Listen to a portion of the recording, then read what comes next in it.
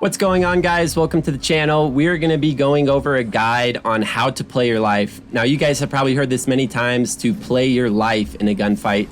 We're going to be going over what that means exactly, and we have two different gameplays to show some different situations and circumstances on what you can do to play your life. So, to play your life means do everything you can to stay alive. However, there are some circumstances where this idea sort of changes. But for the most part, your main goal is to stay healthy as best as possible. Now, even in this very first clip, you can see I do some significant damage, but I still use my cover to pop just that small bat, even though I have the aggression, I have the upper hand. It is so important to have as much health as possible if you're going into a fight, especially in my situation where this was a 2v1 at this point.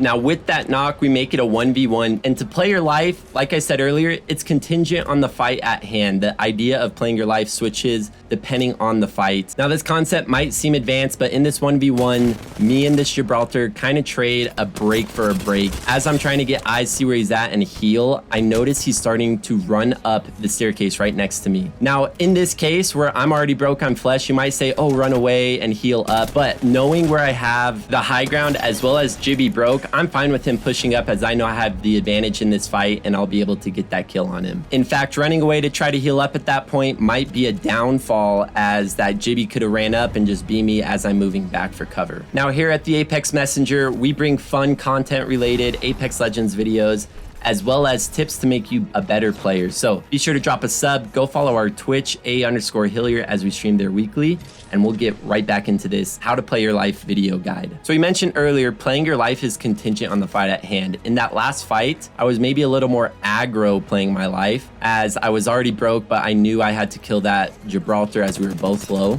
Another great example of aggro playing your life would be, let's say you knock somebody, but you got broke in the process. You would still want to push up to finish the last two teammates off, but you want to pop that shield before. So you're playing your life, but you're doing it in an aggressive manner. Now, the next idea I want to talk on is the idea that playing your life starts before you take damage. As you're moving, you want to have points of cover, points of contact that you can have to play off of. If you're going to push a team, you want to do some damage before you start pushing. This will allow you to clear the open ground or move up on a team without getting shot at, as they will have to be healing or popping a shield bat behind cover. Now, these next two tips go hand in hand. You want to be very aware of your position in relation to the fight. This will help you gauge how much time you have and will help you decide how to play your life. Here, I'm trying to peek and get eyes. I shoot some shots, but I end up losing the gunfight trade. So I know I have at least 4 seconds to pop this shield. There's no way their teammates can push me in 4 seconds across the bridge. So I know I have plenty of time to pop the shield. As mentioned, playing your life takes some planning. Another really big tip of playing your life is knowing when to reposition.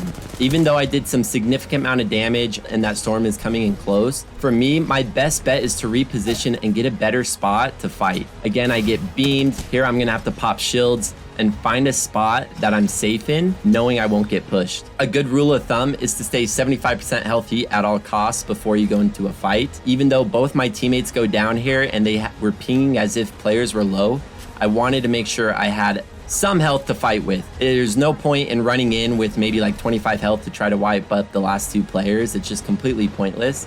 So make sure you have some health to go fight with. And with that last kill, we end up catching the dub here in this arena's game. I was using the legend Valkyrie, who does have jets and lets you easily reposition and get out of danger quickly. Our next gameplay, however, will be with Wattson, as you need to be a lot more aware of your position, as you can't rely on your jets to quickly reposition or get high ground. Let's go ahead and jump into this Wattson gameplay. Now, we are going to get ourselves into some action quickly in this gameplay, and we're going to loop back around to that tip of aggro playing your life. This tip is very similar to that, but it's know when to heal and fight. Here, I did some early damage. I was trying to be aggressive on this Bloodhound as he seemed alone, and I decided to pop the shield. However, as he peeks that corner, I know I don't have time to pop it fully. I have to cancel, and I have to fight him. Even though popping the shield, you would think would be playing your life, sometimes it's better, just like in that Gibby fight we had in game 1, it is better to fight than heal, depending on the circumstances. And who would have thought that fighting would be playing your life? I just think that's so funny, but it is going to be the correct way to go about playing your life. Now, as we go through this gameplay, I start to realize just how bad my teammates are. And I'm not trying to be mean or anything, but you got to realize how good your teammates are. I'm peeking, I'm trying to do damage, I'm playing cover, I'm popping shield, I'm making sure I'm not getting pushed by jumping, getting guys. I'm using my cover even on the edges if somebody does push up. And this is exactly how you want to play your life. I'm not taking a significant amount of damage until just then. I'm setting fences just to add more barricades so these players can't push up on us. I'm trying to do as much damage as I can. I know I only have a wingman and a Mozambique, so it's a little tough. I end up getting knocked. I'm pinging as much as I can where these teammates are and what's happening, and it doesn't really matter. We finally get to see our teammates' perspective, and holy, watch this. We have a one-tap Bloodhound and basically a 50 health Wraith. I'm genuinely surprised Bloodhound ends up getting a knocked here, especially because he is a bullet and he hardly strafes on this fuse. Now, this is the biggest tip I can give you. Never shoot somebody who's already down unless you're trying to go for like a shield swap or something. This is arenas though, there's no shield swaps. There's no point in putting your body out there, showing your enemies where you're at to shoot somebody already down, especially if you're already a sliver of health. That Bloodhound Wraith, they should have been looking for eyes on the enemy players that are up rather than trying to finish off people who are down. And they also have knockdown shields. It was just complete waste of time and pointless. All right, that's my rant on my teammates. Now back to the gameplay. Now in round 2, we're scouting for our enemies and we get some eyes. We do get the early knock. This allows me to push through this open ground. We even dish out a little more damage, but if you're able to dish out damage, this will allow you to push the high ground on your opponents or cross the open ground. This is going to be really helpful in playing your life so you don't get beamed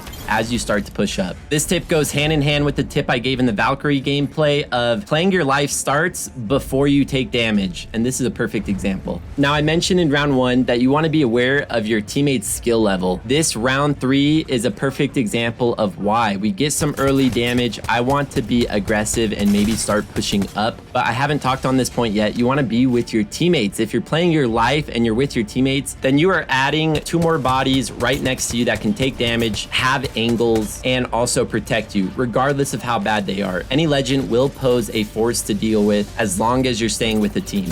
With this in mind, rather than dishing out damage and pushing solo, I'm being patient and waiting for team opportunity, meaning I'm waiting for the opportunity for my whole team to push up. Here we think we have it, we start pushing up, but Wraith gets broke and phases back. This means I'm also going to pull back, pop that shield, and then I'll push back in and be the aggressor for my team so they can push up with me. Now, I am full health, so even though I am the front of the line, I do feel confident in playing my life here, as I'll have some time to get out if I need to.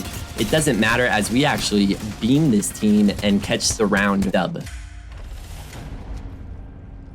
Now, the best tip I can give you to play your life is actually a perfect example in this last round. Your cover is going to be the best strong suit to playing your life. Here, I'm going to have a point of cover as I move up. I'm first going to start with this box and get some shots. Once I feel safe and confident, I will move up to my new point of cover. I'm already finding that point of cover in my mind beforehand, so I can kind of run through, is that really going to be a good spot for me to hold, or am I going to get beamed from a different angle? I feel safe here. I'm looking my angles, making sure I'm chilling, and then I put my focus right back on the enemy team to see where I can clean up some damage.